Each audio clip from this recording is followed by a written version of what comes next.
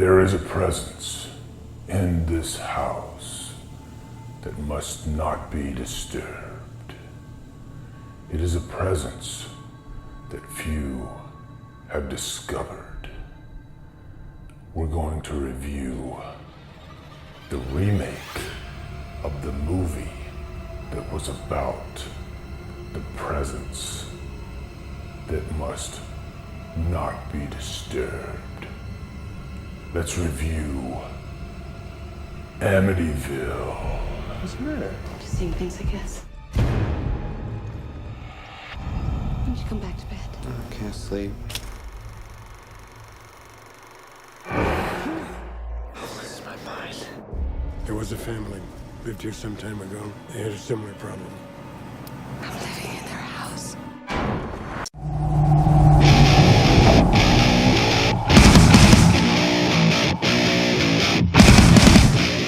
The Amityville Horror stars Ryan Reynolds, Melissa George, and is directed by Andrew Douglas. What is up, guys? We are just past the middle of October, and I will say I am going guns blazing this month with my 31 days of horror watches. Like every night, I've been able to watch something for the most part. And I wasn't planning on reviewing many, if any, of these movies, but one kind of caught my eye as it's good that I'm getting like fresh watches out of these. But this one in particular, the Amityville Horror Remake, is one that I don't hear people talking about that much, like almost never. I never hear people talking about this movie. And it's one of those, I throw it in like, I'd say every 3-4 years. And I end up enjoying it. I enjoyed it every time. So I thought, you know what, maybe I'll go ahead and review this one. Just for me, just to review it, because I think it deserves some chatter, and I'm not gonna say this is like a perfect movie or anything, but there's a lot of stank remakes out there, and I think this one is on the better side. So anyway, we're gonna get into all that, maybe compare it a little bit to the original, but looking forward to this one. Now, if you remember Platinum Dunes back in like the mid 2000s, we're starting to churn out a lot of these remakes. First one, I think, being the Texas Chainsaw Massacre.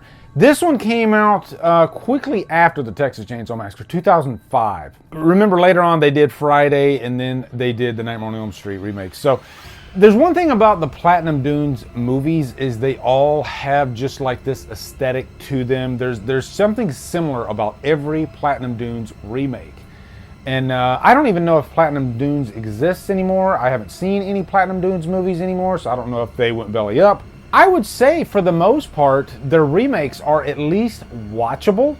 They're not masterpieces by any means. But, I mean, there are fans of, like, the Friday the 13th remake. There are people that say that they love that freaking movie. There have been people that put it, like, in their top 5 of the franchise. Not this guy, but I think there's something to be said about that. Also, the Texas Chainsaw Massacre remake, there are people that say that they like that better than the original. Not this guy, but yeah, there's an audience for these movies. And I will say, to be fair, the Texas Chainsaw Massacre remake is probably one of the best remakes out there, even though I prefer the beginning. But that's another story, and I've already reviewed that one. But anyway, quick plot synopsis. This revolves around the Amityville murders, the DeFeo family. One of the DeFeos, the brother, I believe, he heard this voice in the house. And the voice told him, catch him, kill him. And so he was pretty much under the spell of this voice, and he killed the entire family in the house. And this is true stuff, I believe. This actually happened. If you do some research, there is some truth to the Amityville story.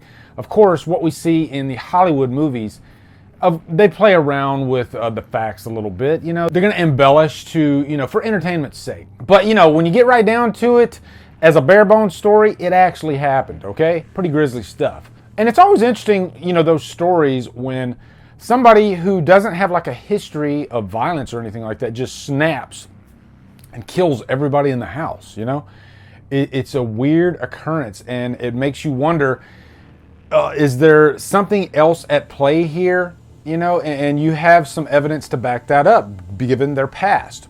And I think that's one reason why the Amityville story has lived on for so long, because it was just so out of left field that this guy would go and kill the whole family based on these voices that he heard.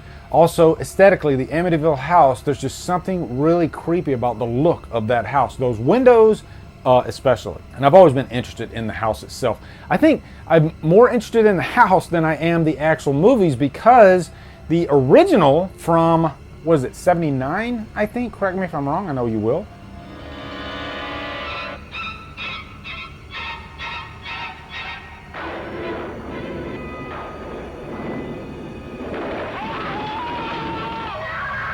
I've seen the original, I want to say a couple times, years and years ago, but it's one of those that it just never stuck with me. It's just one of those horror movies that I wasn't creeped out by at all. I remember the famous fly scene. God's peace in this house.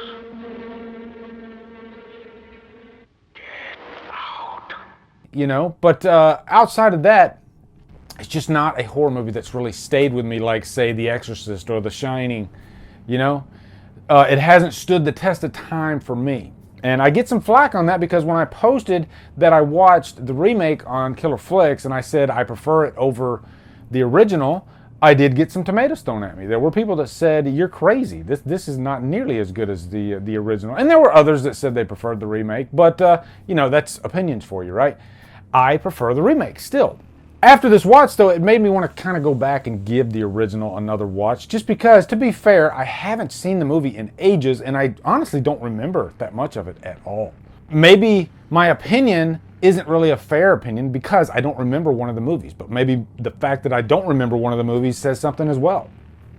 Because the first time I saw The Exorcist, it never left my brain. But this is about the Lutz family. Again, true story. There was this family called the Lutz that moved into this house. They were only in there for a short amount of time, and then they got the hell out of there because of all the crazy shit that was going on inside that house. Haunted type stuff. And when you're talking about a haunted house, there's quite a few different ways you can play around with the story. You can have this ghost type entity that haunts the family, but the family themselves don't really change, you know, as far as from like good to bad. I like the Amityville story because it takes one of the core characters, in this case being the dad, George Lutz, played by Ryan Reynolds, and this is a character that he's a normal guy. But then as time goes by, the house like kind of consumes him, and he starts hearing the voices, catch him, kill him. And he loses himself over time and just becomes, I guess, bad, for lack of a better term. You know, he eventually wants to try to kill his family. And his wife, Kathy, played by Melissa George. I've seen her in quite a few things, of course, 30 Days of Night. But the house doesn't really affect her, or really the children, that much at all. It just affects George. And so they have to deal with not only the horrors of this house, but also the idea that her husband might kill them. You know, they're not safe. Now, there's a few key scenes in this that really stuck out to me. Not all of the scares land, but when they do land, I think they land pretty well, actually. And there's a variety there. I like the one where you got a very young Chloe Grace Moretz and she's on top of this roof. I got to give Andrew Douglas, the director, credit because that scene looks so real. It looks like Chloe Grace Moretz is on top of that roof. And you guys can help me in the comments because I think she's really on top of that roof. Of course, I'm sure they have some kind of safety net there or something like that. But if she's not, I bought it. It looked very real to me. I didn't see like a green screen behind her or anything. So I like when, you know, filmmakers think outside the box and come up with ways to make a scene look real. But without a doubt, my favorite scene in this movie is the babysitter sequence. You know, you got Rachel Nichols coming in from P2. She did P2 after this movie, I think. But, you know, she's like the sexy babysitter that comes in. And, of course, the young son of Kathy is completely smitten with her. So there's some fun to play around with in that scene. Oh, by the way, I love that there's a kiss poster on the wall. And she does like the tongue thing. And behind the scenes, they had another band. But when they saw the size of Rachel Nichols' tongue, they changed it to a kiss poster with Gene Simmons immediately. I like stuff like that. But anyway, she ends up in this closet, and one of the ghosts of the DeFeo murders, the child, that's a creepy scene because she like grabs the babysitter's finger and like sticks it in the hole of her head.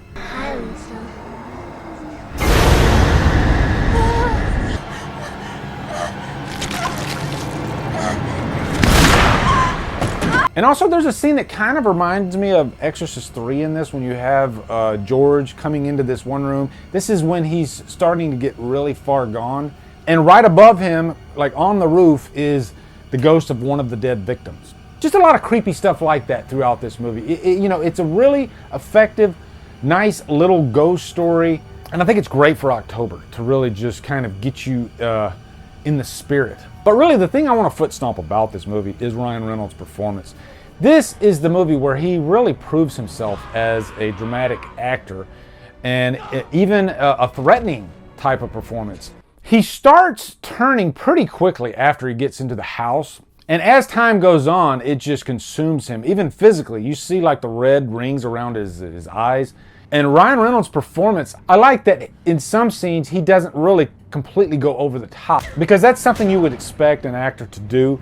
But no, he picks his scenes wisely, and he figures out the best way to convey the performance without going too far.